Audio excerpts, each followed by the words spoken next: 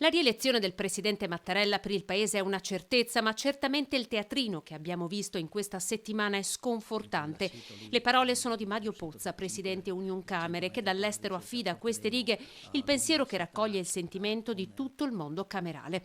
Mi sembra che ci sia uno scollamento, dice, tra il paese e i partiti. La frustrazione è mia e delle delegazioni di imprenditori che mi sta accompagnando in questo viaggio. Ugualmente severo il giudizio di Ascom Confcommercio, con il presidente Federico Capraro che oltre alla stabilità chiede ora all'asse Mattarella-Draghi di fare un passo avanti. L'Italia non è riuscita ad esprimere una soluzione politica.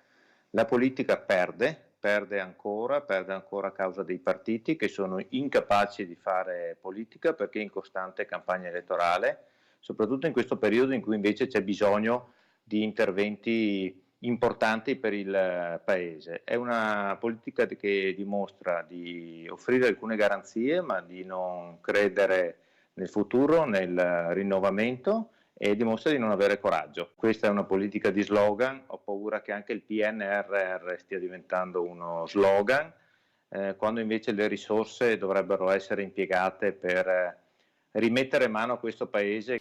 Di spettacolo poco edificante parla anche Patrizio Bertin, rappresentante del mondo del commercio veneto. Il ticket Mattarella presidente, Draghi premier è in questo momento l'unico che possa garantire la stabilità di cui ha bisogno il paese, aggiunge. L'esito delle votazioni alla Camera di questa settimana dimostra ancora una volta la crisi di un sistema politico.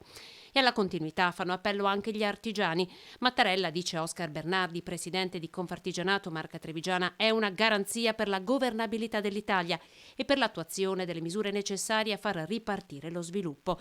Confidiamo, conclude Bernardi, che il mondo della politica guardi al gesto del presidente come ad un esempio a cui tendere.